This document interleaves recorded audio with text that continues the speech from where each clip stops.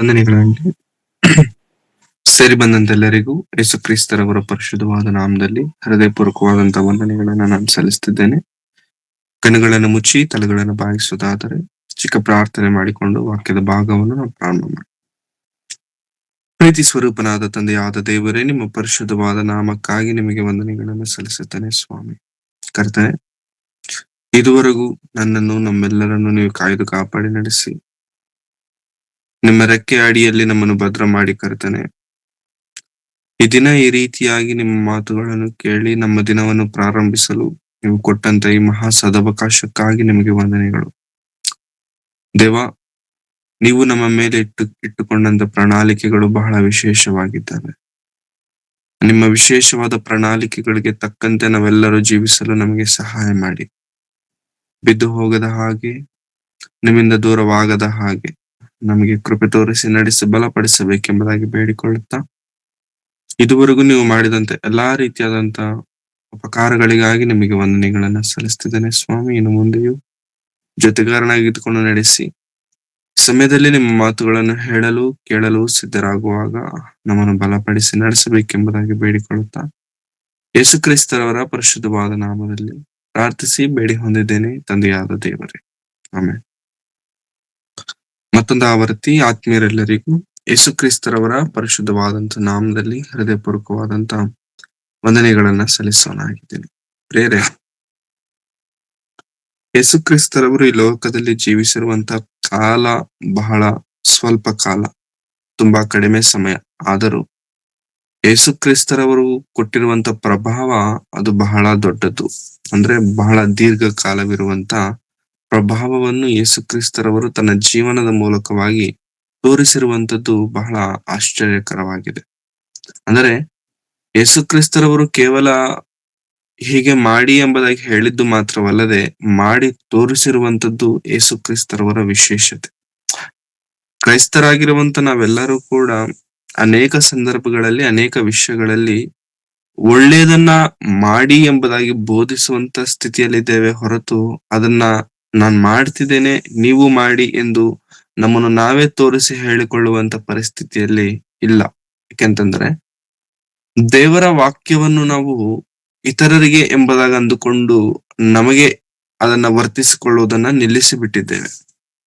ದೇವರ ವಾಕ್ಯ ಇತರರನ್ನ ರಕ್ಷಿಸಲಿಕ್ಕೆ, ಇತರರಿಗೋಸ್ಕರ ಎಂಬಂತ ಆಲೋಚನೆ ನಮ್ಮ ಮನಸ್ಸಿನಲ್ಲಿ ಬಲವಾಗಿ ಕುಳಿತುಕೊಂಡು ಬಿಟ್ಟಿದೆ. ಅದಕ್ಕೆ ಯಾವಾಗಲೂ ಕೂಡ ಕ್ರೈಸ್ತರು ಯಾರಾದರೂ ಕಾಣಿಸಿದರೆ ಅವರಿಗೆ ಬೋಧಿಸ್ಲಿಕ್ಕೆ ಪ್ರಾರಂಭಿಸ್ತಾರೆ ವಿನಃ ಅದು ಎಷ್ಟರವರೆಗೂ ನಾನು ಅದನ್ನ ನನ್ನ ಹೃದಯದಲ್ಲಿ ಇಟ್ಟುಕೊಂಡಿದ್ದೇನೆ, ಎಷ್ಟರವರೆಗೂ ನಾನು ನನ್ನ ಜೀವನದಲ್ಲಿ ಅದನ್ನ ನೆರವೇರಿಸ್ತಿದ್ದೇನೆ ಎಂದು ಯೋಚನೆ ಮಾಡುವುದನ್ನ ನಿಲ್ಲಿಸ್ಬಿಟ್ಟಿದ್ದಾರೆ. ಹಾಗಾಗಿ ಪ್ರಿಯರೇ, ಯೇಸು ಕ್ರಿಸ್ತರವರ ಮಾತುಗಳು ಅಥವಾ ಯೇಸು ಕ್ರಿಸ್ತರವರ ಈ 4 ಸುವಾರ್ತೆಗಳಲ್ಲಿ ಬರೆಯಲ್ಪಟ್ಟಂತೆ ಯೇಸು ಕ್ರಿಸ್ತರವರ ಜೀವನ ಅದು ಎರಡನೇ ವ್ಯಕ್ತಿಗೆ, ಮೂರನೇ ವ್ಯಕ್ತಿಗಲ್ಲ, ನನಗೆ, ನಮಗೆ. ಸೊ ಅವುಗಳನ್ನು ಪ್ರಕಟಿಸಲು ಮಾತ್ರವೇ ದೇವರು ನಮಗೆ ಕೊಟ್ಟಿಲ್ಲ, ಪಾಲಿಸಲು ಕೂಡ ಯೇಸು ಕ್ರಿಸ್ತರವರು ನಮಗೆ ಅವುಗಳನ್ನು ಕೊಟ್ಟಿದ್ದಾರೆ. ಅವುಗಳನ್ನ ನಾವು ಯಾವತ್ತೂ ಮರೆಯಬಾರದು. ಅವುಗಳನ್ನು ಬಹಳ ಭದ್ರವಾಗಿ, ಜೋಪಾನವಾಗಿ ನನ್ನ ಜೀವನದಲ್ಲಿ ದೇವರಿಗೆ ಎಷ್ಟರ ಮಟ್ಟಿಗೆ ನಾನು ದೇವರಿಗೆ ಮಹಿಮೆಯನ್ನು ತರುತ್ತಿದ್ದೇನೆ ಎಂಬಂತ ಸಂಗತಿಯನ್ನು ಯಾವಾಗಲೂ ನಾವು ನೆನಪಿಟ್ಕೊಳ್ಬೇಕು. ಈ ಒಂದು ಆಲೋಚನೆ, ಈ ಒಂದು ಮೈಂಡ್ ಸೆಟ್ ನಾವು ಇಟ್ಕೊಂಡು ಈ ದಿನದ ಈ ವಾಕ್ಯದ ಭಾಗವನ್ನು ನಾವು ಪ್ರಾರಂಭಿಸುವರಾಗಿರೋಣ. ಯೇಸು ಕ್ರಿಸ್ತರವರು ಅನೇಕ ಪಟ್ಟಣಗಳನ್ನ ತಿರುಗುತ್ತಾ ಸುವಾರ್ತೆಯನ್ನು ಮಾಡುತ್ತಿರುವ ಕ್ರಮದಲ್ಲಿ ಅನೇಕರು ಯೇಸು ಕ್ರಿಸ್ತರನ್ನ ನೋಡ್ಲಿಕ್ಕೋಸ್ಕರವಾಗಿ ಬರುತ್ತಿದ್ದರು. ನಮಗೆ ಗೊತ್ತು, ಜಕ್ಕಾಯನು ಯೇಸು ಕ್ರಿಸ್ತರನ್ನ ನೋಡ್ಲಿಕ್ಕೆ ಮರವನ್ನು ಹತ್ತಿದ. ಸೊ ಈ ರೀತಿ ಯೇಸು ಕ್ರಿಸ್ತರನ್ನ ನೋಡ್ಲಿಕ್ಕೆ ಬಹಳ ಮಂದಿ ಊರುಗಳನ್ನು ಬಿಟ್ಟು ಆತನ ಮೂಲಕ ಅದ್ಭುತಗಳನ್ನ ಹೊಂದಬೇಕೆಂಬುದಾಗಿ, ನೋಡಬೇಕೆಂಬುದಾಗಿ ಬಹಳ ಆಸಕ್ತಿಯಿಂದ ಜನರು ಬರುವಂತದ್ದನ್ನ ನಾವು ನೋಡುತ್ತಿದ್ವಿ. ಆದರೆ ಯೇಸು ಕ್ರಿಸ್ತವರು ಎಲ್ಲರಿಗೂ ಅವೈಲೇಬಲ್ ಆಗಿದ್ದರೂ ಕೂಡ ಸ್ಪೆಸಿಫಿಕ್ ಆಗಿ ಎಲ್ಲರಿಗೂ ಅವೈಲೇಬಲ್ ಆಗಿ ಇರಲಿಲ್ಲ. ಅಂದ್ರೆ ಎಲ್ಲರನ್ನು ನೋಡ್ಲಿಕ್ಕೆ ಯೇಸು ಕ್ರಿಸ್ತರವರು ಹೋಗುತ್ತಿದ್ದಾಗ್ಯೂ ಕೂಡ ಎಲ್ಲರಿಗೂ ಆತನ ಅವೈಲೇಬಲ್ ಆಗಿರುವಂತದ್ದು ಬಹಳ ಕಷ್ಟವಾಗ್ತಿತ್ತು. ಯಾಕೆಂತಂದ್ರೆ ಜನರ ಗುಂಪು ಆತನ ಮೇಲೆ ಬೀಳುತ್ತಿತ್ತು. ಜನರು ಗುಂಪು ಗುಂಪಾಗಿ ಆತನನ್ನ ನೋಡ್ಲಿಕ್ಕೆ, ಮುಟ್ಲಿಕ್ಕೆ ಬರ್ತಿದ್ರು. ಆದರೆ ಯಾರಿಗೋಸ್ಕರವೂ ಕೂಡ ನಿಲ್ಲದಂತ ಯೇಸು ಕ್ರಿಸ್ತರವರು ಕೆಲವರಿಗೋಸ್ಕರ ಸತ್ಯವೇದದಲ್ಲಿ ಯೇಸು ಕ್ರಿಸ್ತರವರು ನಿಂತರು. ಯಾರಿಗೋಸ್ಕರವೂ ಕೂಡ ಪ್ರತ್ಯೇಕವಾಗಿ ಆ ಹೆಸರಿಡಿದು ಕರೆಯದಂತ ಯೇಸು ಕ್ರಿಸ್ತರವರು ಕೆಲವರಿಗೋಸ್ಕರ ಸ್ಪೆಸಿಫಿಕ್ ಆಗಿ ಸತ್ಯವೇದದಲ್ಲಿ ಅಥವಾ 4 ಸುವಾರ್ತೆಗಳಲ್ಲಿ ಯೇಸು ಕ್ರಿಸ್ತರವರು ನಿಂತು ಕರೆದು ಅವರಿಗೆ ಯಾವ ವಿಷಯದಲ್ಲಿ ಅವರು ನರಳುತ್ತಿದ್ದರೋ ಆ ವಿಷಯದಲ್ಲಿ ಬಿಡುಗಡೆಯನ್ನ ಕೊಟ್ಟಿದ್ದಾರೆ. ಆಗಲೇ ನಾವು ಮಾತನಾಡಿಕೊಂಡ ಹಾಗೆ ಜಕ್ಕಾಯನು ಯಾರೆಂಬುದಾಗಿ ಊರೆಲ್ಲರಿಗೂ ಗೊತ್ತು. ಊರೆಲ್ಲರಿಗೂ ಗೊತ್ತಿರೋದ್ರಿಂದ ಯೇಸು ಕ್ರಿಸ್ತರವರಿಗೂ ಕೂಡ ಗೊತ್ತಿರಬೇಕೆಂಬಂತ ರೂಲ್ ಏನು ಇಲ್ಲ. ಆದರೆ ಯೇಸು ಕ್ರಿಸ್ತರವರು ಜಕ್ಕಾಯನು ಕಷ್ಟ ಪಡ್ತಿದ್ದಾನೆ ಯೇಸು ಕ್ರಿಸ್ತರನ್ನ ನೋಡ್ಲಿಕ್ಕೆ.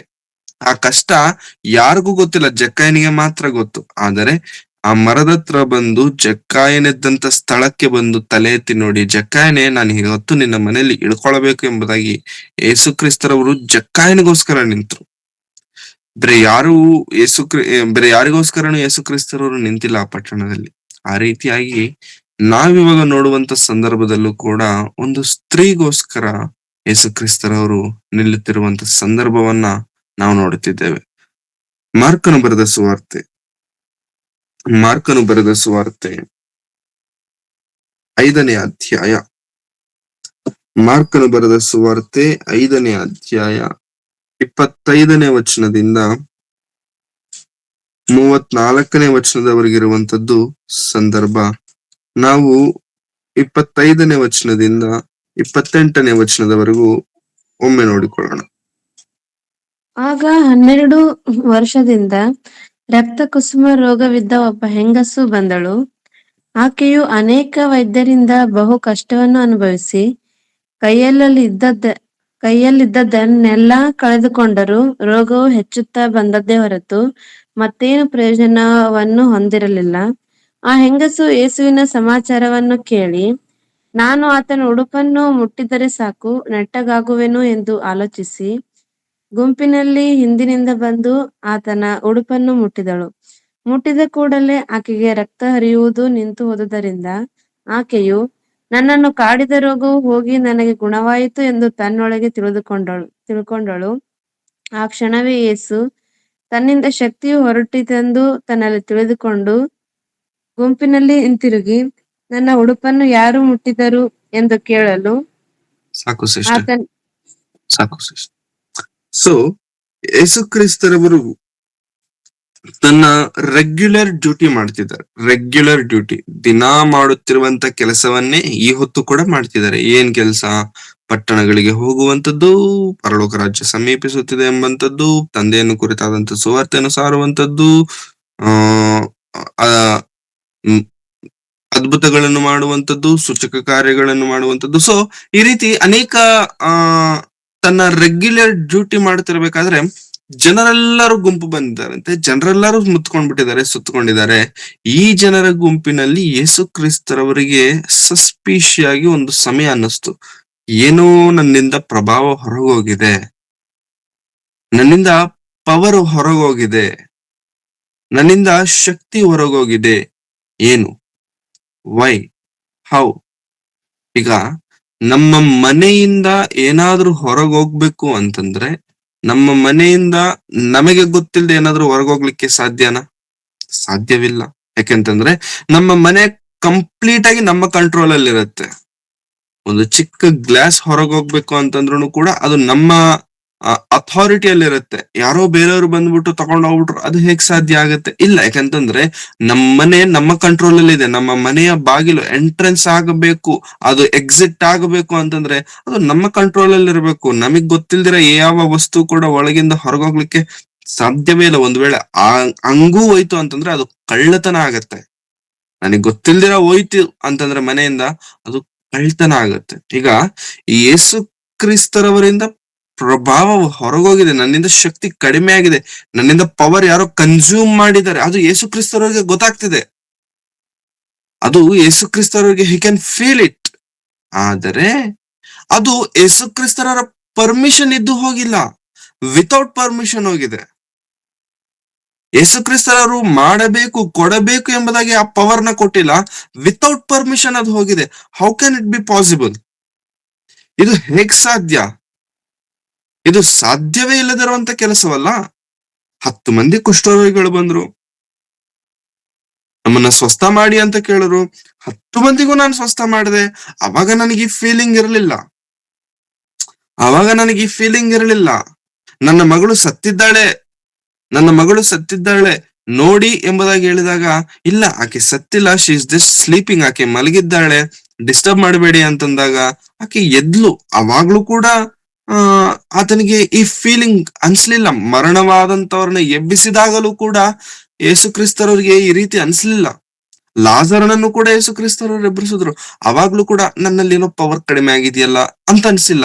ಬಟ್ ಈ ಸಂದರ್ಭದಲ್ಲಿ ಹೇಳ್ತಿದ್ದಾರೆ, ನನಗೆ ಪವರ್ ಡೆಫಿಷಿಯನ್ಸಿ ಅಂದ್ರೆ ಪವರ್ ಅದೇನ ಕಡಿಮೆ ಆದಂಗೆ ಅನಿಸ್ತಿದೆ, ಹೋದಂಗೆ ಅನಿಸ್ತಿದೆ. ವಿತೌಟ್ ಮೈ ಪರ್ಮಿಷನ್, ನನ್ನ ಪರ್ಮಿಷನ್ ಇಲ್ಲದೆ ನನ್ನ ಮನೆಯಿಂದ ಒಂದು ವಸ್ತು ಹೋಗದೇ ಇರಬೇಕಾದರೆ, ಯಾಕೆಂತಂದ್ರೆ ಅದು ನನ್ನ ಅಧೀನದಲ್ಲಿದೆ, ಅದು ನನ್ನದು. ನಾನು ಕೊಡಬೇಕು ಅಂತಂದ್ರೆ ಕೊಡ್ತೇನೆ, ಇಲ್ಲ ಅಂತಂದ್ರೆ ಇಲ್ಲ. That it is completely my risk, ನನ್ನದದು, ನನ್ನ ಅಥಾರಿಟಿಯಲ್ಲಿ ಇದೆ. ಅದು ಕೊಡ್ಬೇಕಂತಂದ್ರೆ ಕೊಡ್ತೀನಿ, ಅಥವಾ ಇಲ್ಲ ಅಂತಂದ್ರೆ ಇಲ್ಲ. ಇವಾಗ ಯೇಸು ಕ್ರಿಸ್ತರವ್ರು ಇದ್ದಾರೆ, ಆ ಯೇಸು ಕ್ರಿಸ್ತರವರಿಂದ ಪವರ್ ಹೊರಗೋಗಿದೆ. How can it be possible? ಇದನ್ನ ಕುರಿತು ನಾವು ಮುಂದೆ ನೋಡೋಣ. ಆದ್ರೆ ಯೇಸು ಕ್ರಿಸ್ತರು ಜನರೆಲ್ಲರನ್ನು ಕೇಳ್ತಿದ್ದಾರೆ, ಶಿಷ್ಯರನ್ನ ಯಾರೋ ನನ್ನ ಟಚ್ ಮಾಡಿದ್ರು, ಯಾರೋ ನನ್ನನ್ನ ಮುಟ್ಟಿದ್ರು. ಅವಾಗ ಶಿಷ್ಯರು ಹೇಳ್ತಾರೆ, ಅದೇ ಮುಂದಿನ ವಚನ ಇರುವಂತದ್ದು, ಅದೇ 30ನೇ ವಚನದಲ್ಲಿ, 31ನೇ ವಚನದಲ್ಲಿ, ಯಾರೋ ನನ್ನನ್ನು ಮುಟ್ಟಿದರು ಎಂದು ಕೇಳಲು ಆತನ ಶಿಷ್ಯರು ಆತನಿಗೆ, ಜನರು ನಿನ್ನನ್ನು ನೂಕುವುದನ್ನು ಕಂಡು ನನ್ನನ್ನು ಯಾರು ಮುಟ್ಟಿದ್ದಾರೆಂದು ಕೇಳುತ್ತೀಯಲ್ಲ ಎಂದು ಹೇಳಿದರು. ಕಾಣ್ತಿದೆಯಲ್ಲ ಅಯ್ಯ, ಜನರೆಲ್ಲರೂ ಗುಂಪಾಗಿ ಬಂದು ತಳ್ತಿದ್ದಾರೆ. ನೋಡ್ತಾ ಏನ್ ಪ್ರಶ್ನೆ ಕೇಳ್ತೀಯ? ಯಾರು ನನ್ನನ್ನ ಮುಟ್ಟಿದ್ದಾರೆ? ಎಲ್ಲರೂ ಮುಟ್ಟಿದ್ದಾರೆ. ಇದು ಕೇಳೋ ಪ್ರಶ್ನೆನೇನಾ? Is this a question? ಏನ್ ಕೇಳ್ತಿದೀಯ ಅಯ್ಯ? ನೀವೇನೋ ಪರಲೋಕದಿಂದ ಬಂದಿದವರು ಅಂತ ಹೇಳ್ತೀರಾ, ಯಾರು ಮುಟ್ಟಿದ್ದಾರೆ ಯಾರು ಮುಟ್ತಿಲ್ಲ ಅಂತ ಕೇಳ್ತೀರಾ?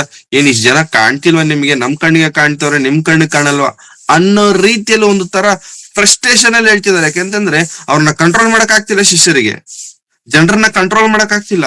ಇಷ್ಟು ನಾವು ಕಷ್ಟ ಪಡ್ತಿದ್ದೇವೆ, ಇಷ್ಟು ನಾವು ಮೇಂಟೈನ್ ಮಾಡಕ್ ಟ್ರೈ ಮಾಡ್ತಿದ್ದೇವೆ, ನೀವು ಮತ್ತೆ ಅದ್ರಲ್ಲಿ ಕ್ವಶನ್ ಕೇಳ್ತಿದ್ದೀರಲ್ವಾ ಅಂತೇಳಿ ಕೇಳಿದಾಗ, ಆದರೆ ಆತನು ಈ ಕೆಲಸ ಮಾಡಿದವಳನ್ನು ಕಾಣಬೇಕೆಂದು ಸುತ್ತಲೂ ನೋಡುತ್ತಾ ಇರಲಾಗಿ.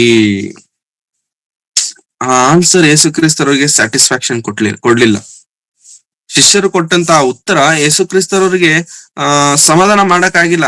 ಇನ್ನು ಹುಡುಕ್ತಿದ್ದಾರೆ, ಯಾರೋ ಇದ್ದಾರೆ.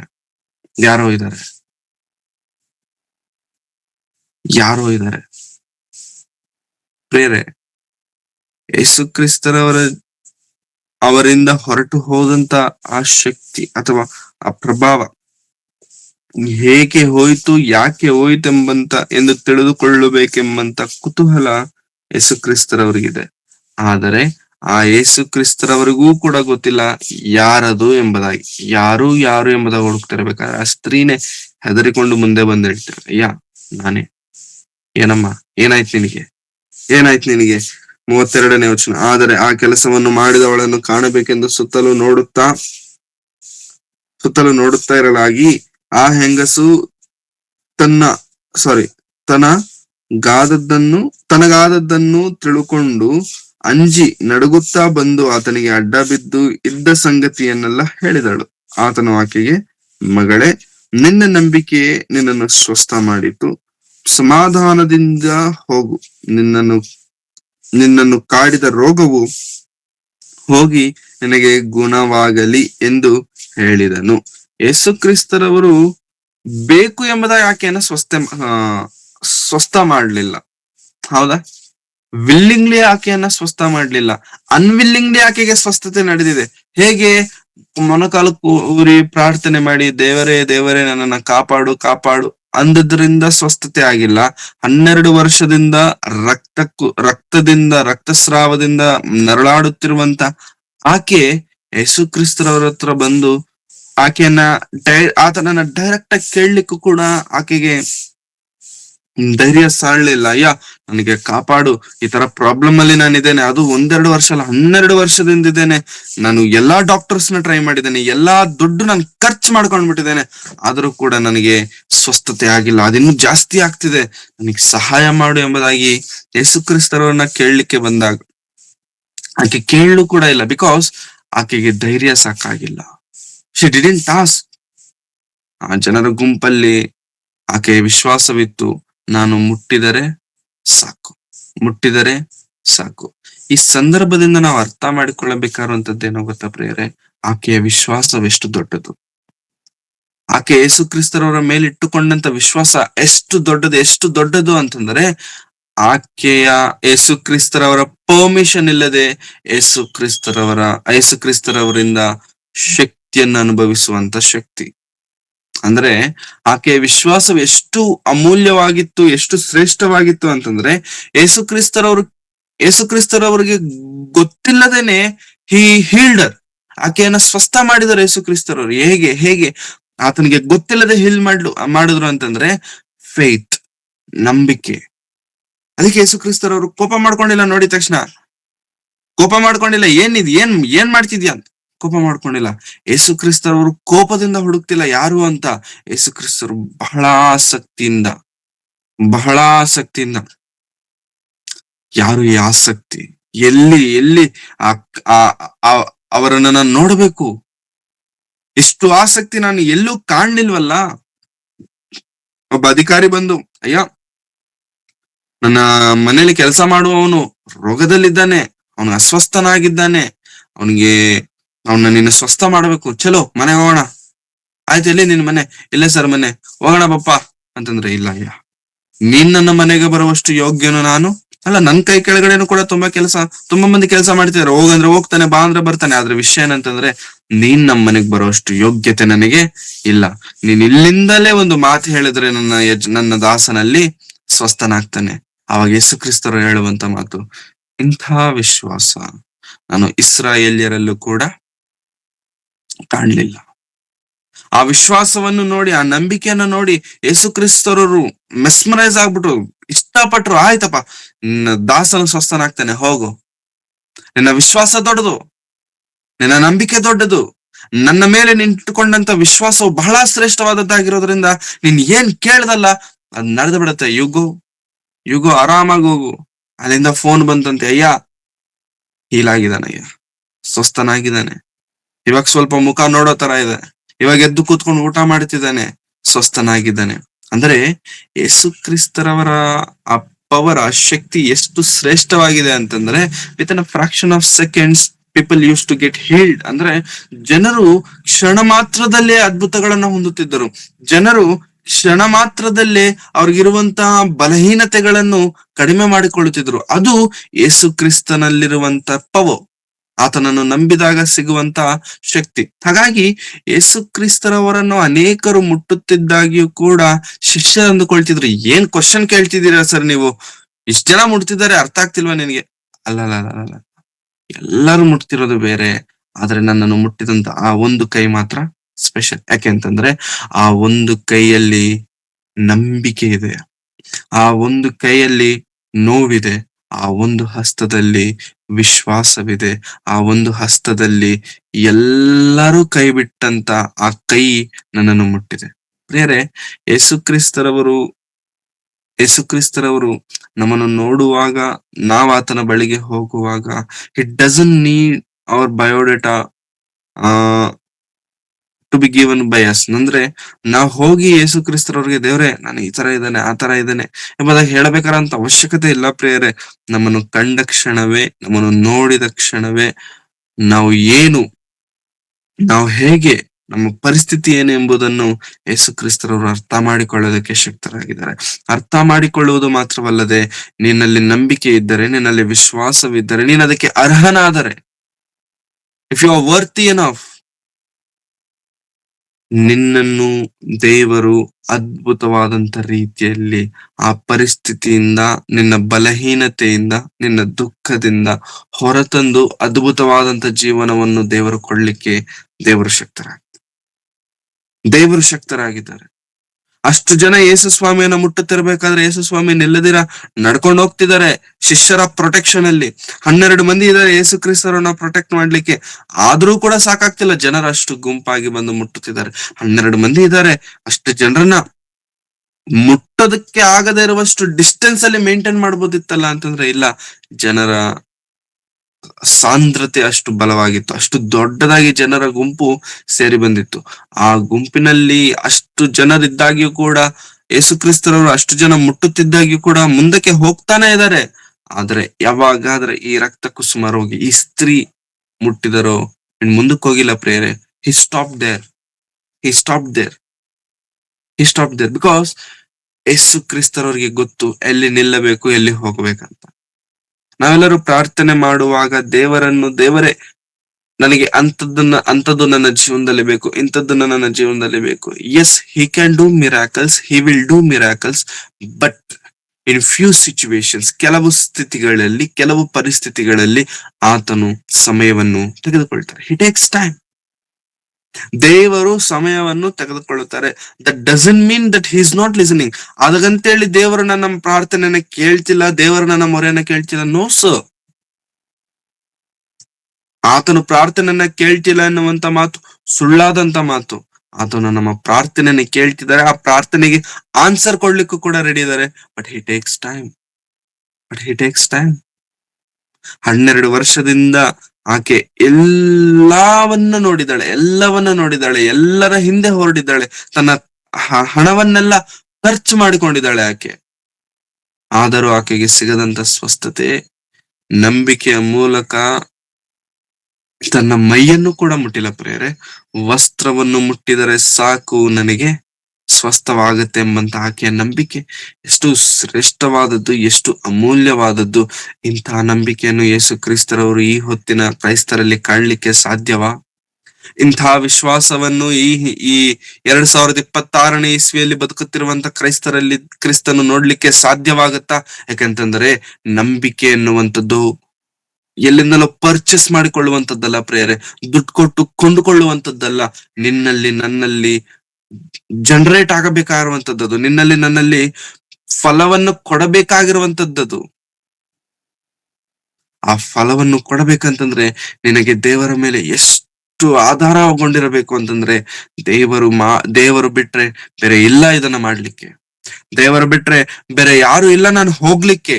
ದೇರ್ ಆರ್ ನನ್, ಯಾರು ಇಲ್ಲ. ಸೊ ಇಷ್ಟು ಬಲವಾದಂತ ನಂಬಿಕೆ ದೇವರ ಮೇಲೆ ನಮಗಿರಬೇಕು. ಆ ನಂಬಿಕೆ ನಿಜವಾಗ್ಲೂ ಪ್ರೇರೆ ಅದ್ಭುತಗಳನ್ನ ಮಾಡುತ್ತೆ. ಆ ನಂಬಿಕೆ ಬಹಳ ದೊಡ್ಡ ಅದ್ಭುತಗಳನ್ನ ಮಾಡುತ್ತೆ. You can't even imagine, you can't even imagine. 12 ವರ್ಷದಿಂದ ಬ್ಲಡ್ ಹೋಗ್ತಿದೆ ಅಂತಂದ್ರೆ she is draining her power. ಆಕೆಯ ಶಕ್ತಿ ಹೋಗ್ತಿದೆ, ಮೈಯಿಂದ ಪವರ್ ಹೋಗ್ತಿದೆ. ತನ್ನ ಕೆಲಸವನ್ನು ಕೂಡ ಮಾಡಿಕೊಳ್ಳಿಕ್ಕಾಗದೇ ಇರುವಂತ ಪರಿಸ್ಥಿತಿಯಲ್ಲಿ ಆಕೆ ಇದ್ದಾಳೆ. ಆದರೂ ಕೂಡ ಯಾವತ್ತು ಸೋತ್ ಹೋಗಿಲ್ಲ. She never decided to kill herself. ಅಂದ್ರೆ ತನ್ನನ್ನು ತಾನೇ ಪ್ರಾಣ ತೆಗೆದುಕೊಳ್ಳಬೇಕೆಂಬುದಾಗಿ ಯಾವತ್ತೂ ಯೋಚನೆ ಮಾಡಿಲ್ಲ. ಅದು ಮೂರ್ಖರು ಮಾಡುವಂತ ಕೆಲಸ, ಬುದ್ಧಿಹೀನರು ಮಾಡುವಂತ ಕೆಲಸ, ಧೈರ್ಯವಿಲ್ಲದವರು ಮಾಡುವಂತ ಕೆಲಸ. ಆದರೆ ಆಕೆ ಬದುಕಿರುವಂತದ್ದು ಆ ಒಂದು ದಿನಕ್ಕೋಸ್ಕರ, ಆ ಒಂದು ಕ್ಷಣಕ್ಕೋಸ್ಕರ. ಶಿ ಸರ್ವೈವ್ಡ್ 12 ವರ್ಷ. ಬೇರೆ ಯಾರಿಗಾದರೂ ನೀವು ಸುವಾರ್ತೆಯನ್ನು ಹೇಳಬೇಕಾದರೆ ಈ ಮಾತನ್ನು ಉಪಯೋಗಿಸಬೇಕೆಂಬುದಾಗಿ ನನ್ನ ಸಜೆಷನ್.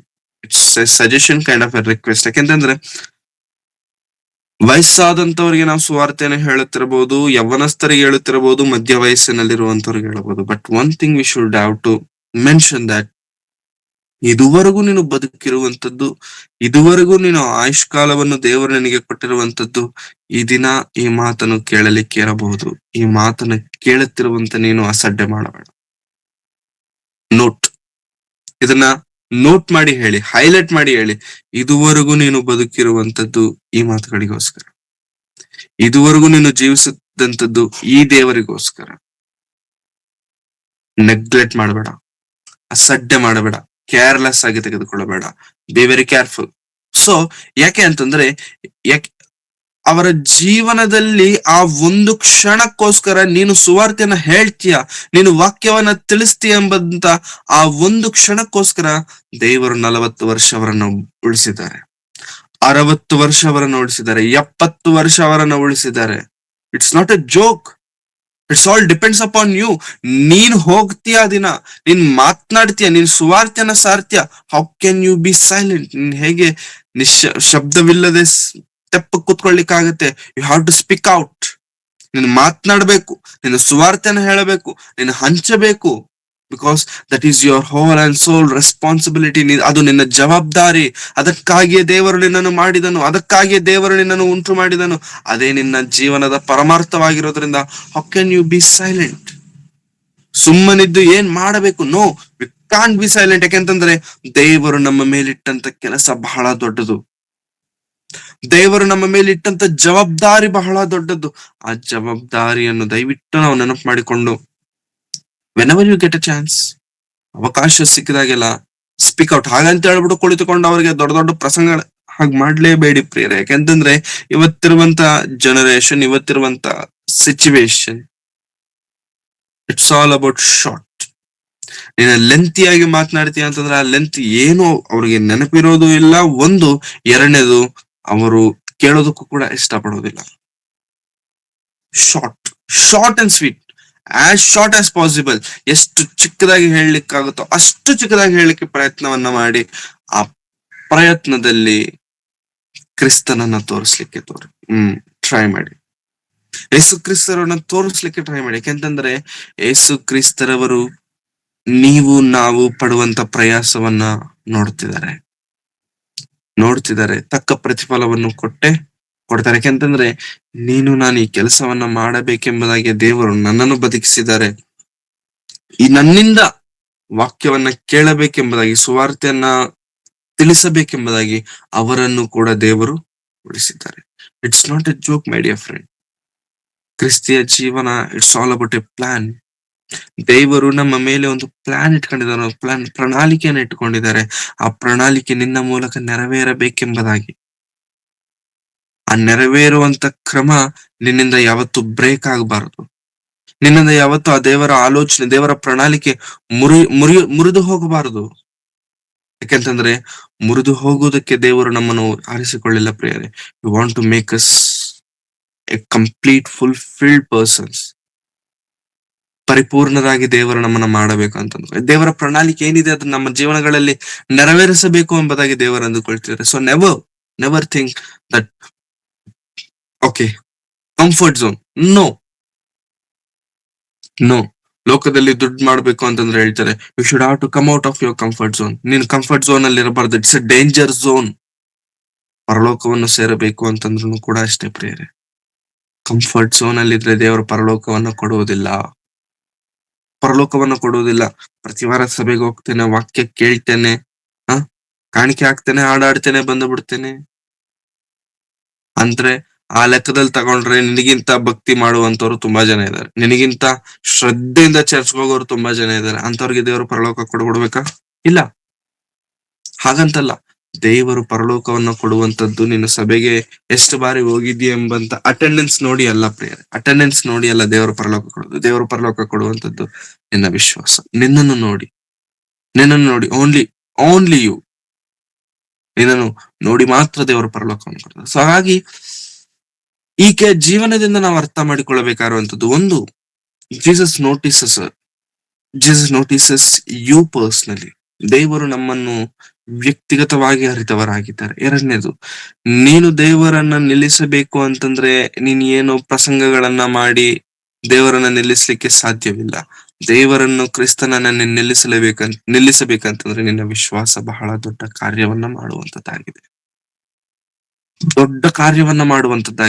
ಮೂರನೇದು, ನೀನು ಹೊಂದಿಕೊಂಡಂತ ಅದ್ಭುತ, ನೀನು ಹೊಂದಿಕೊಂಡಂತ ನಂಬಿಕೆಯ ಮೂಲಕ ಹೊಂದಿಕೊಂಡಂತ ಮೇಲನ್ನು ಆ ಸ್ತ್ರೀ ಮೈಕ್ ಇಟ್ಟು, ಸ್ಪೀಕರ್ ಇಟ್ಟು ಎಲ್ಲರಿಗೂ ದೊಡ್ಡದಾಗಿ ಬೋಲ್ಡ್ ಆಗಿ ಹೇಳಲಿಲ್ಲ. ಅದು ದೇವರಿಗೂ ಕೂಡ ಇಷ್ಟ ಇಲ್ಲ, ಕ್ರಿಸ್ತನಿಗೂ ಕೂಡ ಇಷ್ಟ ಇಲ್ಲ. ಅನೇಕರನ್ನ ಸ್ವಸ್ಥ ಮಾಡಿ ಕೊನೆಗೆ ಯೇಸು ಕ್ರಿಸ್ತರನ್ನ ರಚಿಸ್ತಿದ್ರು. ಯಾರಿಗೂ ಹೇಳ್ಬೇಡ ತಾಯಿ, ಯಾರಿಗೂ ಹೇಳ್ಬೇಡ, ಸುಮ್ಮನೆ ಮನೆಗೆ ಹೋಗ್ಬಿಡು. ಆದ್ರೆ ಅವರೆಲ್ಲರಿಗೂ ಹೇಳ್ತಿದ್ರು. ಯೇಸು ಕ್ರಿಸ್ತರವ್ರಿಗೆ ಹೇಳ್ಕೊಳ್ಳುವಂತದ್ದು ಇಷ್ಟ ಇಲ್ಲ. ನಿನಗೆ ಅಷ್ಟು ಇದೆಯಾ, ದೇವರನ್ನ ಮಹಿಮೆ ಪಡಿಸು, ದೇವರ ಬಗ್ಗೆ ಹೇಳು, ನನ್ನ ಬಗ್ಗೆ ಹೇಳ್ಬೇಡ. ನನ್ನನ್ನೇನ್ ಫೇಮಸ್ ಮಾಡ್ಲಿಕ್ಕೆ ಹೋಗ್ಬೇಡ. ದೇವರ ಬಗ್ಗೆ, ದೇವರಿಗೋಸ್ಕರ ನೀನು ಬದುಕು, ದೇವರಿಗೋಸ್ಕರ ಅನೇಕರಿಗೆ ತಿಳಿಸು, ಇಷ್ಟೇ. ಸೊ ಯೇಸು ಕ್ರಿಸ್ತರವರು ನಮ್ಮ ಮೇಲೆ ಇಟ್ಟುಕೊಂಡಂತ ಪ್ರಣಾಳಿಕೆ ನೀನು ಹೊಂದಿದಂತ ಸ್ವಸ್ಥತೆಯನ್ನ ಪ್ರಕಟಿಸು ಎಂಬುದಾಗಲ್ಲ, ಯಾರ ಮೂಲಕ ಸ್ವಸ್ಥತೆಯನ್ನ ಹೊಂದಿದ್ಯೋ ಅದನ್ನ ಪ್ರಕಟಿಸು ಎಂಬುದಾಗಿ. ಹಾಗಾಗಿ ಯೇಸು ಕ್ರಿಸ್ತರವರು ಆ ಸ್ತ್ರೀಗೋಸ್ಕರ ನಿಂತಿದ್ದಾರೆ, ಆ ಸ್ತ್ರೀಯನ್ನು ಅರಿತಿದ್ದಾರೆ, ಆ ಸ್ತ್ರೀಗೆ ಉಪಕಾರವನ್ನು ಮಾಡಿದ್ದಾರೆ. ಆ ಸ್ತ್ರೀ ಆ ಉಪಕಾರಕ್ಕೆ ಮೈಕೆಟ್ಟು ಪ್ರಕಟಣೆ ಮಾಡಲಿಲ್ಲ. ಆಕೆ ತನ್ನ ಹೃದಯದಲ್ಲಿಟ್ಟುಕೊಂಡು ಆಕೆ ದೇವರಿಗೋಸ್ಕರ ಅಂದಿನಿಂದ ಜೀವಿಸುವುದನ್ನು ಪ್ರಾರಂಭಿಸಿದ್ರು. ಸೊ ಆಕೆಯ ಆಕೆ ಯೇಸು ಕ್ರಿಸ್ತರನ್ನು ಹುಡುಕೊಂಡು ಬರ್ಲಿಕ್ಕೆ ಕಾರಣವೇನಾಯ್ತು ಅಂತಂದ್ರೆ, ಮನೇಲಿ ಕೂತಿದ್ರು, ಯೇಸು ಸ್ವಾಮಿ ಬರ್ತಾರೆ ಅಂತ ವಿಷಯ ಗೊತ್ತಾಯ್ತು, ಅದಕ್ಕೆ ಎದ್ದೋದ್ರು. ಹಂಗಾಯ್ತಾ ಅವ್ರ ಸಂದರ್ಭ ಅವ್ರ ಜೀವನದಲ್ಲಿ? ಹಾಗಾಗಿಲ್ಲ. ಮನೇಲಿ ಟಿವಿ ನೋಡ್ಕೊಂಡು ಸೀರಿಯಲ್ ನೋಡ್ಕೊಂಡು ಕೂತಿದ್ರು, ಯೇಸು ಕ್ರಿಸ್ತರವರು ಬಂದಿದ್ದಾರೆ ಎಂಬಂತ ವಿಷಯ ಪಕ್ಕದ ಮನೆಯವ್ರು ಹೇಳಿದ್ರು, ಎದ್ದೋಗ್ಬಿಟ್ರಿ ಅಮ್ಮ. She was in pain for 12 years. 12 ವರ್ಷದಿಂದ ಆಕೆ ನೋವಿನಲ್ಲಿದ್ದಳು. ಆ ನೋವು, ಆ ಸಫರಿಂಗ್, ಆ ವೇದನೆ ಆಕೆನ ಯೇಸು ಕ್ರಿಸ್ತರವರ ಬಳಿಗೆ ಕರ್ಕೊಂಡೋಯ್ತು. When you have pain in your heart, ನಮ್ಮ ಜೀವನದಲ್ಲಿ, ನಮ್ಮ ಹೃದಯದಲ್ಲಿ ನೋವಿದ್ದರೆ, ಇಫ್ ಯು ಆರ್ ಸಫರಿಂಗ್, ವೇದನೆಯಲ್ಲಿದ್ದರೆ, ಆ ನೋವು ತುಂಬಾ ದುಃಖವನ್ನ ಕೊಡುತ್ತಿದ್ದರೆ, then here is the solution. ಇಲ್ಲಿದೆ ಔಷಧಿ, ಇಲ್ಲಿದೆ. ಏನದು?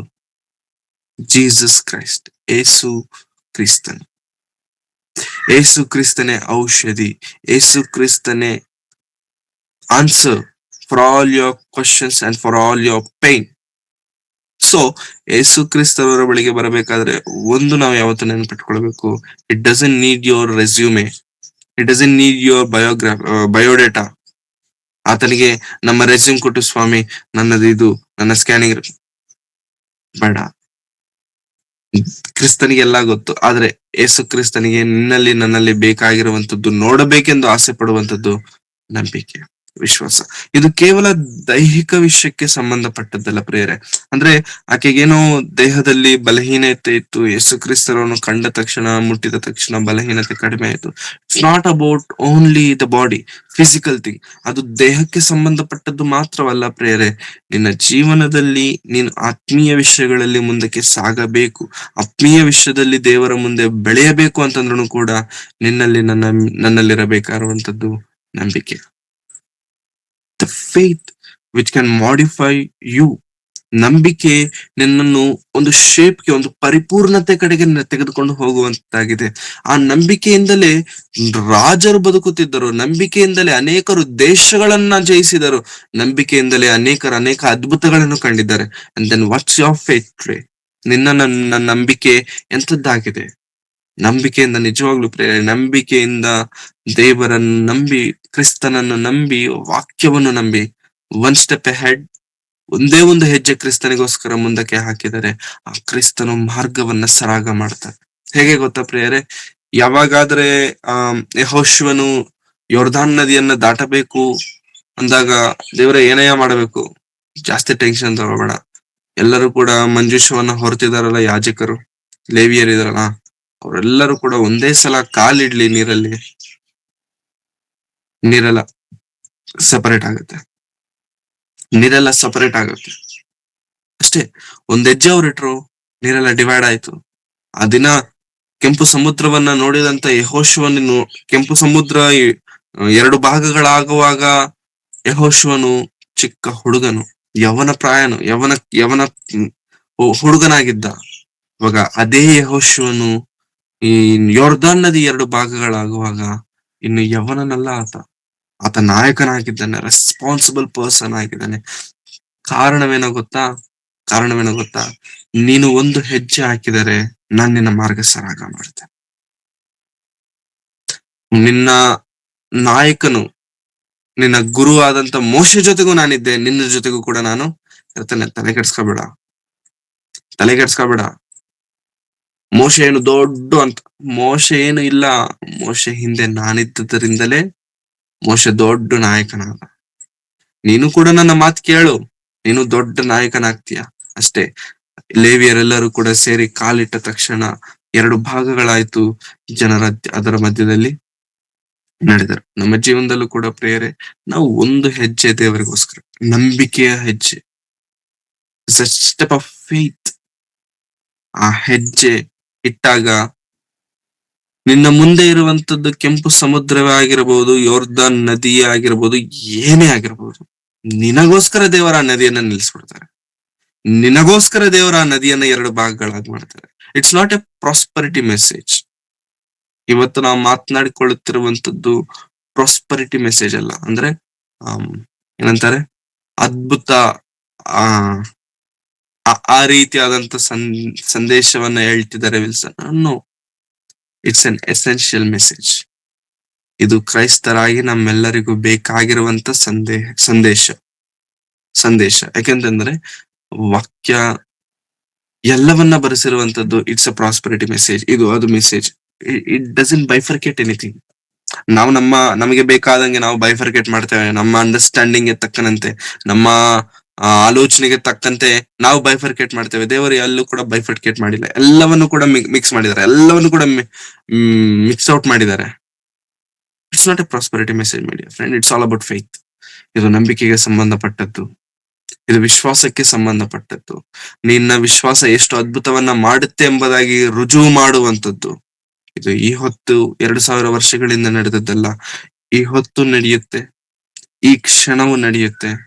ನನ್ನ ನಂಬಿಕೆ ಶುದ್ಧವಾದದ್ದಾದರೆ, ನನ್ನ ನಂಬಿಕೆಯ ಹಿಂದೆ, ನನ್ನ ಪ್ರಾರ್ಥನೆಯ ಹಿಂದೆ ನೋವಿದ್ದರೆ, ಸಂಕಟವಿದ್ದರೆ, if you are suffering my dear friend, ಸೇವೆಯ ನಿಮಿತ್ತ, ವಾಕ್ಯದ ನಿಮಿತ್ತ, ದೇವರ ವಿಷಯದಲ್ಲಿ ಭಾರವುಳ್ಳವನಾಗಿ, ಇಫ್ ಯು ಆರ್ ಸಫರಿಂಗ್, ದೇವರ ವಿಷಯದಲ್ಲಿ ಏನಾದ್ರೂ ಮಾಡಬೇಕು, ನನ್ನ ಯೌವನ ಜೀವನವನ್ನು ದೇವರಿಗೋಸ್ಕರ ಸಮರ್ಪಿಸಿಕೊಳ್ಳಬೇಕು, if you do you have that kind of fire, ಆ ಕಿಚ್ಚು, ಆ ಬೆಂಕಿ ನಿನ್ನಲ್ಲಿದ್ದರೆ, ಆ ಬೆಂಕಿಯನ್ನು ಉಪಯೋಗಿಸಿಕೊಳ್ಳೋದಕ್ಕೆ ದೇವರು ಸಿದ್ಧರಾಗಿದ್ದಾರೆ. ದೇವರು ಕ್ರಿಸ್ತನು ಸಿದ್ಧರಾಗಿದ್ದಾರೆ. Don't bother about anything. ಯಾವುದೇ ವಿಷಯದಲ್ಲೂ ಕೂಡ ಚಿಂತೆ ಮಾಡ್ಲಿಕ್ಕೆ ಹೋಗಲೇಬೇಡಿ. ನಮ್ಮನ್ನು ನಡೆಸಲು, ನಮ್ಮನ್ನು ಬಲಪಡಿಸಲು, ನಮ್ಮನ್ನು ಆತನ ಸೇವೆಯಲ್ಲಿ ಉಪಯೋಗಿಸಿಕೊಳ್ಳಲು, ನಮ್ಮ ಪ್ರಾರ್ಥನೆಯನ್ನು ಕೇಳಲು, ಆ ಪ್ರಾರ್ಥನೆಗೆ ಸದುತ್ತರವನ್ನು ಕೊಡಲು ಕ್ರಿಸ್ತನ ಸಿದ್ಧರಾಗಿ. ನೀನು ನಂಬಿಕೆಯಿಂದ ಕೇಳ್ತೀಯಾ, ನಿಂತ್ಕೊಂಡು ನಿನ್ನ ಪ್ರಾರ್ಥನೆ ಕೇಳಲಿಕ್ಕೆ ಯೇಸು ಕ್ರಿಸ್ತರವರು ಸಿದ್ಧರಾಗಿದ್ದಾರೆ. ಹಾಗಾಗಿ ಪ್ರೇರೆ, ದೇವರ ಮೇಲೆ ನಮ್ಮ ನಂಬಿಕೆ, ದೇವರ ಮೇಲೆ ನಮ್ಮ ವಿಶ್ವಾಸ ಬಹಳ ಬಹಳ ಬಲವಾಗಿರಬೇಕು.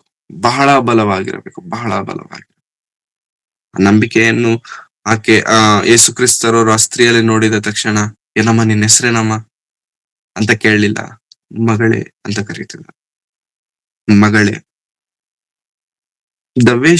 ದ ವೇ ಜೀಸಸ್ ಯೂಸಸ್, ಯೇಸು ಕ್ರಿಸ್ತರವರು ಯಾವುದೇ ಸ್ತ್ರೀಯನ್ನ ನೋಡಿದಾಗ ಅವರು ಯೂಸ್ ಮಾಡುವಂತದ್ದು ನೋಡಿ, ಆ ಪದಗಳು ನೋಡಿ, ಆ ಪ್ರೊನೌನ್ಸ್, ಆ ರಿಲೇಷನ್ ಬಹಳ ಅದ್ಭುತ.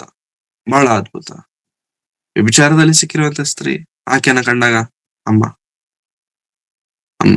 ಅಂದ್ರೆ ಆ ಒಂದು ಮಾತು, ಆ ಒಂದು ಪದ ಇದೆ ನೋಡಿ ಪ್ರೇರೆ, ಆಕೆ ಜೀವನವನ್ನ ಚೇಂಜ್ ಮಾಡ್ತಿದೆ. ಆತನಲ್ಲಿ ಏನೋ ಪ್ರಾಫಿಟಬಲ್ ಬಿಸ್ನೆಸ್ ಮಾಡ್ಕೊಳ್ಳೋದಕ್ಕೆ ಟ್ರೈ ಮಾಡ್ತಿಲ್ಲ. ಅಲ್ಲಿ ಯೇಸು ಕ್ರಿಸ್ತರವರು is trying to change her life. ಆತನು ಯೇಸು ಕ್ರಿಸ್ತರವರು ಆಕೆ ಬದುಕನ್ನ ಬದಲಾಯಿಸ್ಲಿಕ್ಕೆ ಪ್ರಯತ್ನವನ್ನ ಮಾಡ್ತಿದ್ದಾರೆ. ಆ ಪ್ರಯತ್ನದಲ್ಲಿ, ಅಮ್ಮ ಎಲ್ಲರೂ ಎಲ್ಲಿ ಕಲ್ಲು ಹಿಡ್ಕೊಂಡಿದ್ರಲ್ಲ, ಓಡ್ರಯ್ಯ, ಹೌದಾ, ಯಾರು ನಾನು ನಿನ್ನನ್ನು ಶಿಕ್ಷಿಸೋದಿಲ್ಲ. ಈ ಸಂದರ್ಭದಲ್ಲೂ ಕೂಡ 12 ವರ್ಷದಿಂದ ನರಳಾಡ್ತಿದ್ದೇನಯ್ಯ, ಏನ್ ಮಾಡ್ಬೇಕು ಗೊತ್ತಾಗಿಲ್ಲ, ತುಂಬಾ ನೋವಿತ್ತು, ತುಂಬಾ ನನ್ನ ಶಕ್ತಿ ಕಳ್ಕೊಂಡ್ಬಿಟ್ಟಿದ್ದೇನೆ, ನನ್ನ ಮನೆಯವರೆಲ್ಲರೂ ಹೊರಗೆ ಹಾಕ್ಬಿಟ್ಟಿದ್ದಾರೆ, ನನ್ಗೆ ಏನ್ ಮಾಡ್ಬೇಕು ಗೊತ್ತಾಗ್ತಿರ್ಲಿಲ್ಲ, ದುಡ್ಡೆಲ್ಲ ಖರ್ಚು ಮಾಡಿದ್ದೇನೆ, ತುಂಬಾ ಡಾಕ್ಟರ್ಸ್ ಹತ್ರ ಇದೆಲ್ಲ ಹೇಳಿ ಮುಟ್ಬಿಟ್ಟೆ. ಅಯ್ಯ ತಪ್ಪಾಗ್ಬಿಟ್ರೆ ಕ್ಷಮಿಸ್ಬಿಡು ಅಂತಂದಾಗ, ಮಗಳೇ ಟೆನ್ಷನ್ ತಗೋಬೇಡ, ನನ್ನ ನಂಬಿಕೆ ಇದೆಯಲ್ಲ, ಸೂಪರ್. ಅದು ನಿನ್ನ ನಂಬಿಕೆನೇ ನನ್ನ ಸ್ವಸ್ಥ ಮಾಡಿದೆ. ಆರಾಮಾಗಿ ಮನೆಗೆ ತಲೆಗೆಡ್ಸ್ಕೊಳ್ಳೋಣ ಅಷ್ಟೇ. ಅಂದ್ರೆ ನಿನ್ನ ಮುಂದೆ ಇರುವಂತವರನ್ನ ನೀನ್ ಹೇಗ್ ಮಾತನಾಡಿಸ್ತೀಯಲ್ಲ, ಅದೇ ಅವ್ರನ್ನ ಹೇಲ್ ಮಾಡ್ಬಿಡತ್ತೆ. ನಮ್ಮ ಮುಂದೆ ಇರುವಂತವ್ರನ್ನ ನಾವ್ ಹೇಗ್ ಮಾತನಾಡಿಸ್ತೇವಲ್ವಾ, 50% healing will be done by our words. ನಾವ್ ಹೇಗ್ ಮಾತನಾಡ್ತೇವೆ, ಹೌ ವಿ ಕನ್ವರ್ಸ್, ನಾವ್ ಏನ್ ಕಮ್ಯುನಿಕೇಶನ್ ಮಾಡ್ತೀವಿ, ಹೇಗ್ ನಾವ್ ಮಾತನಾಡ್ತೇವಲ್ವಾ, the way you communicate, they'll get healed. ಹೇಗಾದ್ರೆ ನೀನು ಮಾತನಾಡ್ತೀಯಲ್ಲ, ಅದರಿಂದ ಅವರು ಸ್ವಸ್ಥತೆಯನ್ನು ಹೊಂದಲಿಕ್ಕೆ ಸಾಧ್ಯವಿರುತ್ತೆ. So whenever somebody talks to you, ಯಾರಾದ್ರೂ ನಿಮ್ ಜೊತೆಗೆ, ಅವರು ಅನ್ಯರೇ ಆಗಿರ್ಬೋದು, ಕ್ರೈಸ್ತರಿ ಅಂತವರೇ ಆಗಿರ್ಬೋದು, talk very peacefully.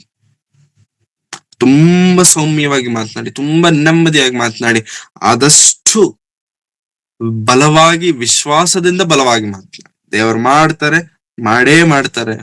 That can heal them, that can give hope. ಅವ್ರಿಗೆ ನಂಬಿಕೆಯನ್ನ ಕೊಡುತ್ತೆ, ಅವ್ರಿಗೆ ವಿಶ್ವಾಸವನ್ನ ಕೊಡುತ್ತೆ. ಆ ವಿಶ್ವಾಸ ನಿನ್ನ ಮಾತುಗಳಿಂದ ಬರುತ್ತೆ ಅಂತಂದ್ರೆ, why can't you try it? Give it a try. ಅದನ್ನು ಟ್ರೈ ಮಾಡಿ. ದೇವರು ನಮ್ಮ ಜೀವನಗಳಲ್ಲಿ ಅದ್ಭುತಗಳನ್ನ ಮಾಡ್ತಾರೆ. ಇದು ಕೇವಲ ವಾಕ್ಯ ಇತರರಿಗಲ್ಲ, it's not for others, it's for us. ನಂಬಿಕೆ, ದೇವರ ಮೇಲೆ ಇರಬೇಕಾದಂತ ನಂಬಿಕೆ. ಮುಟ್ಟಿದರೇನೆ ಸ್ವಸ್ಥವಾಗಿದ್ದಾಳೆ ಅಂತಂದ್ರೆ ಆಕೆ without Jesus permission, without God's permission. ಅರ್ಥ ಮಾಡ್ಕೊಳ್ಳಿ ಆಕೆ ನಂಬಿಕೆ ಎಷ್ಟು ಬಲವಾಗಿತ್ತು ಅಂತ. ನಮ್ಮ ನಂಬಿಕೆಯು ಕೂಡ ಅಷ್ಟು ಬಲವಾಗಿರ್ಲಿಕ್ಕೆ ಪ್ರಯತ್ನವನ್ನು ಮಾಡೋಣ. ದೇವರ ಮುಂದೆ ಯೋಗ್ಯರಾಗಿ ಕಾಣಿಸಿಕೊಳ್ಳೋದಕ್ಕೆ ನಿಂತುಕೊಳ್ಳೋಣ. ಪ್ರೇರಕ್ಕೆ ಅಂತಂದ್ರೆ, ಒಂದು ದಿನ ನನ್ನನ್ನ ಡಿಫೈನ್ ಮಾಡೋದು ಏನಂತಂದ್ರೆ ನನ್ನ ವಿಶ್ವಾಸ, ನಂಬಿಕೆ. ಆ ನಂಬಿಕೆಯನ್ನು ದೇವರ ವಿಷಯದಲ್ಲಿ ದಿನೇ ದಿನ ಬಲಪಡಿಸಿಕೊಳ್ಳೋಣ, ಹೆಚ್ಚಿಸಿಕೊಳ್ಳೋಣ. ದೇವರಿಗೋಸ್ಕರ ಜೀವಿಸೋಣ. ಕಣ್ಗಳನ್ನು ಮುಚ್ಚಿ ತಲೆಗಳನ್ನು ಬಾಗಿಸಿ ಪ್ರಾರ್ಥನೆ. ಪ್ರೀತಿ ಸ್ವರೂಪನಾದ ತಂದೆಯಾದ ದೇವರೇ, ನಿಮ್ಮ ಪರಿಶುದ್ಧವಾದ ನಾಮಕ್ಕಾಗಿ ನಿಮಗೆ ವಂದನೆಗಳನ್ನು ಸಲ್ಲಿಸ್ತೇನೆ ಸ್ವಾಮಿ. 12 ವರ್ಷದಿಂದ ರಕ್ತ ಕುಸುಮದಿಂದ, ರೋಗದಿಂದ ನರಳಾಡುತ್ತಿರುವಂತಹ ಆಕೆ ಜೀವನವನ್ನು ನೀವು ನೋಡಿದ್ದೀರಾ. ಮುಟ್ಟಿದ ಕೂಡಲೇ ಆಕೆಗೆ ಸ್ವಸ್ಥತೆಯನ್ನು ಕೊಟ್ಟಿದ್ದೀರಾ ಸ್ವಾಮಿ. ಆಕೆ ನಂಬಿಕೆ ಎಷ್ಟು ಶ್ರೇಷ್ಠವಾದದ್ದೆಂಬುದಾಗಿ ನಾವು ಕಂಡಿದ್ದೇವೆ, ನಾವು ನೋಡಿದ್ದೇವೆ. ಅಂತ ಶ್ರೇಷ್ಠವಾದದ್ದು ನಂಬಿಕೆ, ನಿಮ್ಮಿಂದ ಅದ್ಭುತಗಳನ್ನು ಹೊಂದಲಿಕ್ಕೆ ಯೋಗ್ಯಕರವಾದದ್ದು ನಂಬಿಕೆ. ಆ ನಂಬಿಕೆಯನ್ನು ನಾವು ಹೊಂದಿಕೊಳ್ಳಲು ನಮಗೆ ಸಹಾಯ ಮಾಡಿ. ಆ ನಂಬಿಕೆಯನ್ನು ನಾವು ಪಡೆಯಲು ನಮಗೆ ಕೃಪೆ ತೋರಿಸಿ. ಒಂದು ವೇಳೆ ನಮ್ಮಲ್ಲಿ ಬಲಹೀನತೆಗಳೇನಾದ್ರೂ ಇದ್ದರೆ ಕರ್ತನೆ ಸಹಾಯ ಮಾಡಿ, ಕರ್ತನೆ ನಮ್ಮನ್ನು ಬಲಪಡಿಸಿ. ನಿಮ್ಮ ವಾಕ್ಯದಿಂದ, ನಿಮ್ಮ ಮಾತುಗಳಿಂದ ನಮ್ಮನ್ನು ನಿಮ್ಮ ಬಲದಿಂದ ತುಂಬಿಸಬೇಕೆಂಬುದಾಗಿ ನಿಮ್ಮನ್ನು ಬೇಡಿಕೊಳ್ಳುತ್ತೇನೆ ಕರ್ತನೆ. ಈ ದಿನ ನಿಮ್ಮ ವಾಕ್ಯವನ್ನು ಹೇಳಿದಂತ ನನ್ನನ್ನು, ಕೇಳಿದಂತ ಎಲ್ಲರನ್ನು ನಿಮ್ಮ ಕರಗಳಲ್ಲಿ ಒಪ್ಪಿಸಿಕೊಡುತ್ತಿದ್ದೇನೆ. ಹೇಳಿ ಕೇಳಿ ಬಿಟ್ಟು ಬಿಡುವವರಾಗಿರದೆ ಅವುಗಳ ಪ್ರಕಾರವಾಗಿ ಜೀವಿಸಲು ಸಹಾಯ ಮಾಡಿ ಕರ್ತನೆ.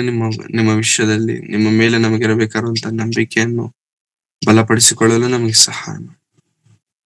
ಇದುವರೆಗೂ ನಡೆಸಿದಂತ ನಿಮ್ಮ ಪ್ರೀತಿ ಕೃಪೆಗಳಿಗಾಗಿ ನಿಮಗೆ ವಂದನೆಗಳು. ಇನ್ನು ಮುಂದೆ ನೀವು ನಡೆಸುತ್ತಾರೆ ಎಂಬುದಾಗಿ ನಂಬುತ್ತಾ, ಸೇರಿ ಬಂದಿರುವಂತ ಎಲ್ಲರನ್ನು, ಎಲ್ಲರ ಕುಟುಂಬಗಳನ್ನು ನಿಮ್ಮ ಕರಗಳಲ್ಲಿ ಒಪ್ಪಿಸಿಕೊಡುತ್ತೇನೆ. ಎಲ್ಲರನ್ನು ಬಲಪಡಿಸಿ ನಿಮ್ಮ ಪ್ರೀತಿ ಕೃಪೆಗಳನ್ನು ತುಂಬಿಸಿ. ಕುಟುಂಬದಲ್ಲಿ ಶಾಂತಿ ಸಮಾಧಾನವನ್ನು, ಒಳ್ಳೆ ಆರೋಗ್ಯವನ್ನು ನೀವು ದಯಪಾಲಿಸಿ. ಬಲಹೀನರಾಗಿ ಯಾರಾದರೂ ಇದ್ದರೆ ಸ್ವಾಮಿ ಬಲಪಡಿಸಿ ಕರ್ತನೆ.